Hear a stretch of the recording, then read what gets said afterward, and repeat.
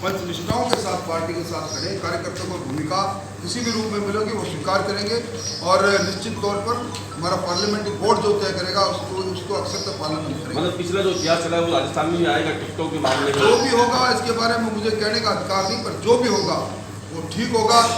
और राजस्थान के अंदर इस बार जिस प्रकार का लूट और झूठ का मामला चला है, 200 विनिमय मुख्यमंत्रियों ने जिस प्रकार राजस्थान को लूटा है और इतना कमजोर मुख्यमंत्री मैंने देखा नहीं।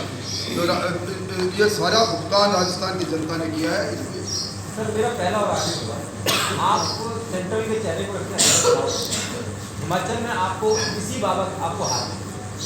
आपने कर्नाटक में क्षेत्रीय जिस तरह के आप हिंदुस्तान के क्षेत्रीय जो नेता हैं, जो संसद हैं, उनके जो फ्री करने का काम, उनको जो आप साइडलाइन करने का काम आपने कर्नाटक में किया। हिमाचल में जो मुख्यमंत्री आपको जब भरोसी के समय उसके परिवार को आपने टिकट काट किया, ये मैंने कहा कि हम दिल्ली के चेहरे पर चुनाव लड़ेंगे, कर्नाटक में दिल्ली के चेहरे पर चुनाव लड़ेंगे, वहाँ छत्रप जो योजना है उसको आपने साइडलाइन किया। ऐसा आप कई राज्यों में कर रहे हैं। राजस्थान में के कई दिग्गजों ने भारतीय जनता पार्टी का दामन पकड़ा है। इसलिए कल क्या हो जाए पता नहीं, पर मैं ये जरूर कह सकता हूँ कि कांग्रेस की ए और बी टीम बड़ी बेखूबी से डटी हुई है।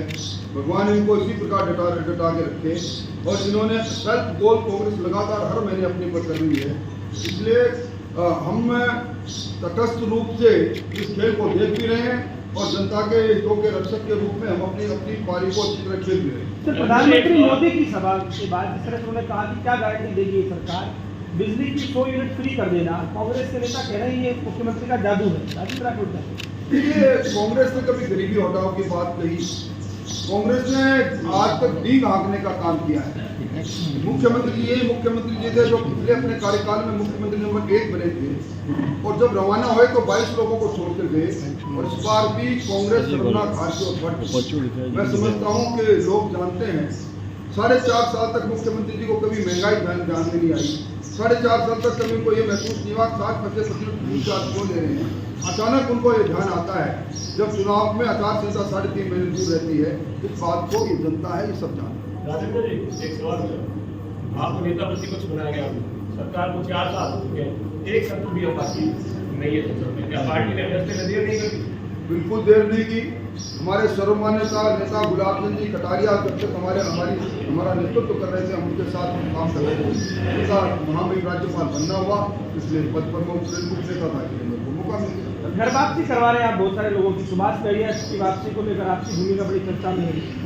संभालने में कुछ नाम चेहरे हैं। घर वापसी के लिए कमेटी बनी है। बीकानेर हमारे देश के दूसरे दलित कानून मंत्री, बीकानेर के सांसद, हमारा गर्व है।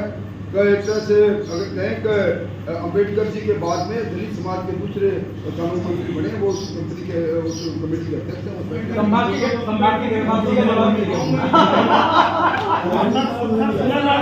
मुख्यमंत्री के लिए वोट किया जादूगर मुख्यमंत्री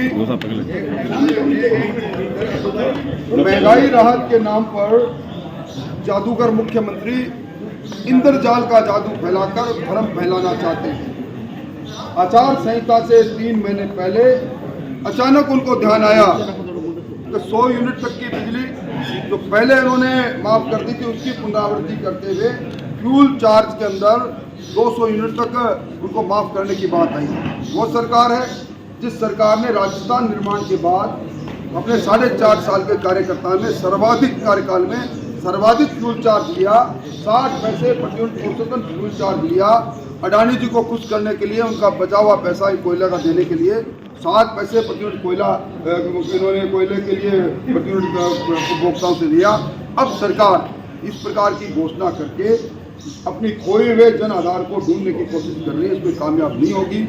महंगाई राहत के नाम पर कांग्रेस का कांग्रेसीकरण, सरकारी धन का दुरुपयोग और पहले से जो लाभान्वित लोग हैं, विधवा पेंशन, विकलांग पेंशन, वृद्धावस्था पेंशन, इन लोगों को फिर वापस इस समय में बुलाकर भाषण पिलाना, इससे कोई कामयाबी सरकार को और मुख्यमंत्री जी को नहीं मिलेगी।